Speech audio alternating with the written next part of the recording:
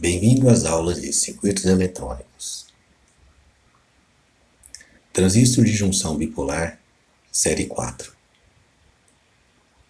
Amplificação de pequenos sinais, parte B.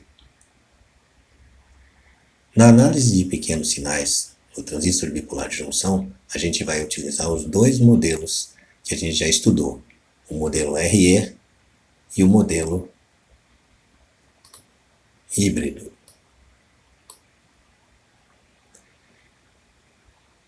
Nessa parte, a gente vai utilizar então a polarização por divisor de tensão, que é aquela que a gente estudou para o transistor bipolar de junção. O modelo RE, então, do emissor comum de polarização por divisor de tensão, ele pode ser expresso nesse sombreado azul aqui. Então aqui está o meu modelo, onde eu tenho a base, o coletor, o emissor. E o que muda do modelo anterior que a gente viu para a polarização fixa é que agora a gente tem aqui dois resistores, R1 e R2, que fazem parte do divisor de tensão que entra na base dessa configuração em paralelo, que eu vou chamar de R'.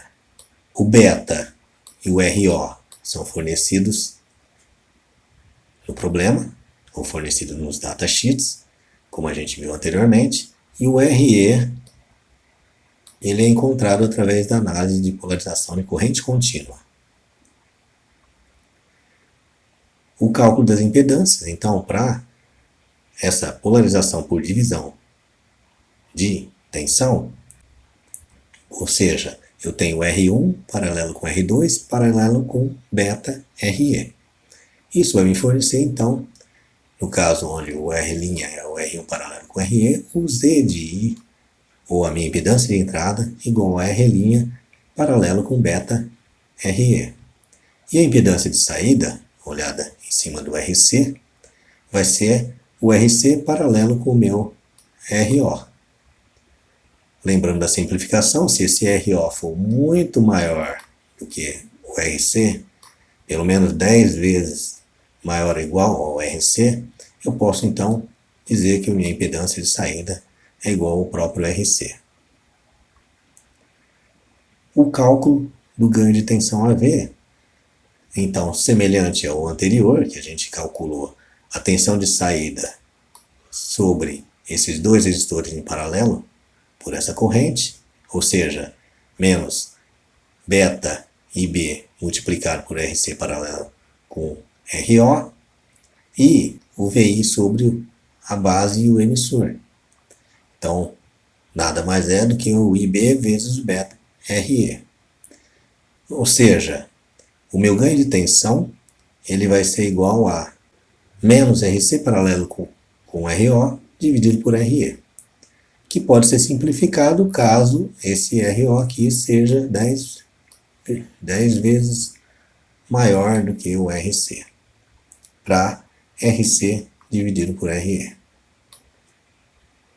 O ganho de corrente pode ser então calculado através das correntes que eu tenho aqui passando sobre o RC e a corrente que eu tenho aqui entrando no meu circuito no divisor em paralelo, né, de R1 e R2, e vou chegar aqui o meu IO sobre II, pelo princípio da divisão de corrente, vai ser igual a R' vezes RO vezes beta dividido por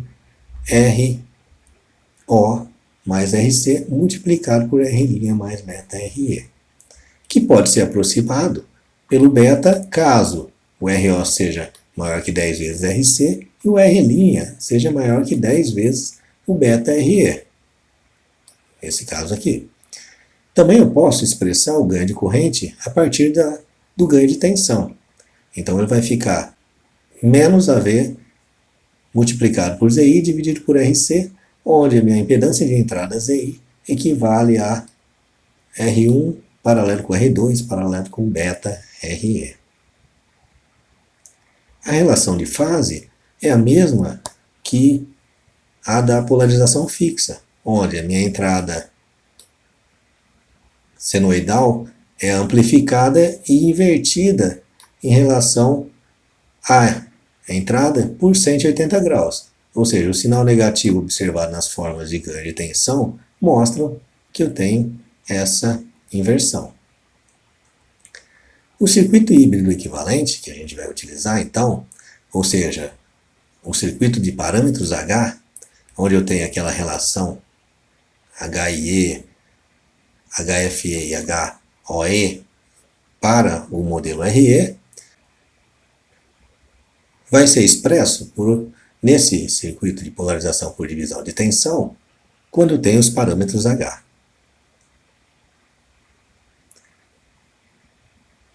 Esse circuito H, ou circuito híbrido equivalente aí, então ele tem essa forma, onde eu tenho aqui o meu HIE, eu tenho o meu HFE vezes IB, e tenho o meu HOE, que é a condutância de saída.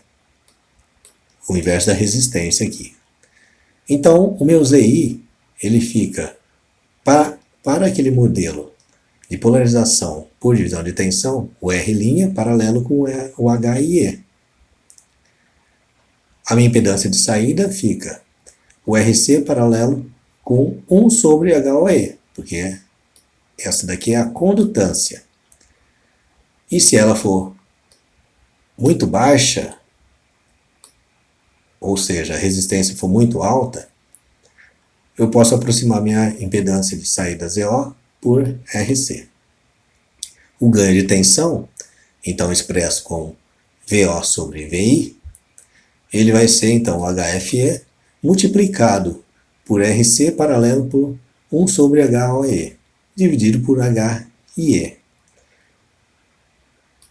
E o meu ganho de corrente, menos HFE vezes R', que é os dois em paralelo, dividido por R' mais HIE. Ou simplesmente HFE, que é o meu beta, modelo RE. Exercício 1.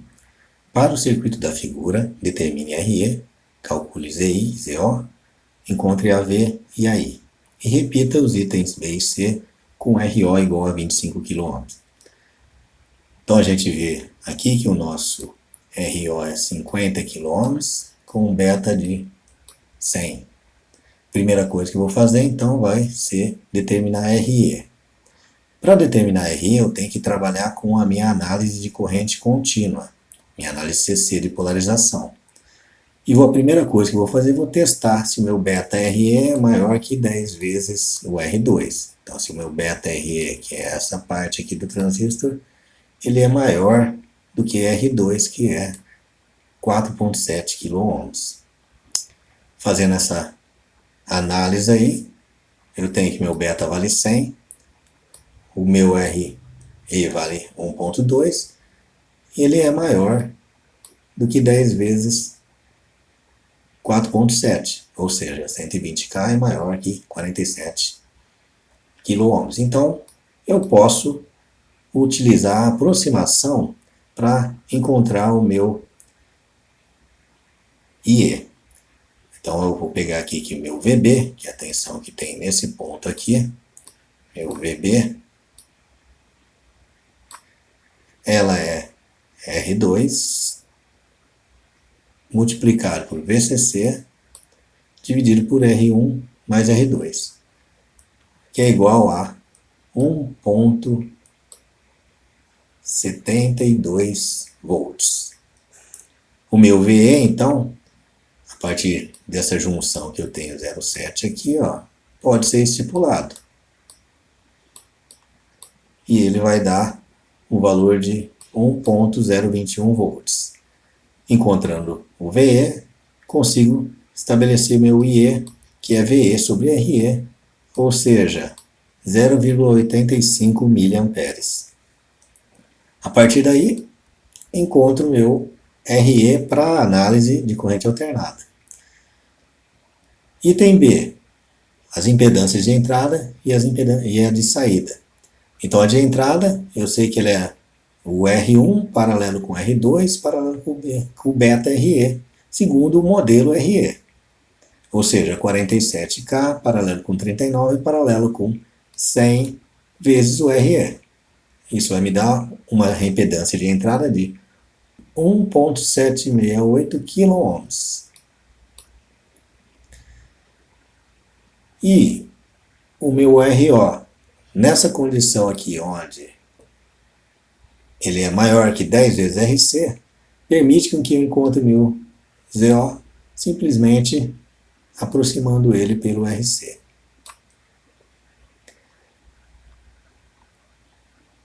O item C encontra os ganhos AV e AI. O AV é menos RC sobre RE, que vai me fornecer um ganho de menos 127,6. E o AI, então, em função do AV, vai ser menos AV ZI sobre RC. Então, menos o AV que eu encontrei, o ZI, as resistências R1, R2, em paralelo com beta RE, vai me fornecer então um ganho de corrente de 57,85.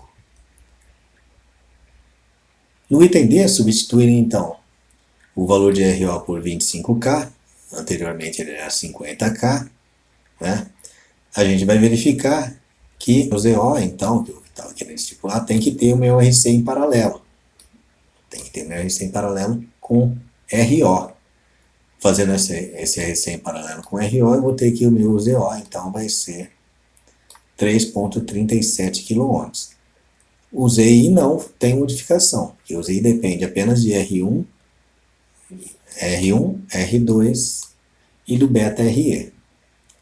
O ganho de tensão, então, ele vai ser alterado, por quê? Porque eu tenho esse termo agora aqui, que é o meu RO, que está em paralelo com o RC, dividido pelo RE que eu encontrei na análise de corrente contínua, vai me fornecer, então, um ganho de menos 110,28.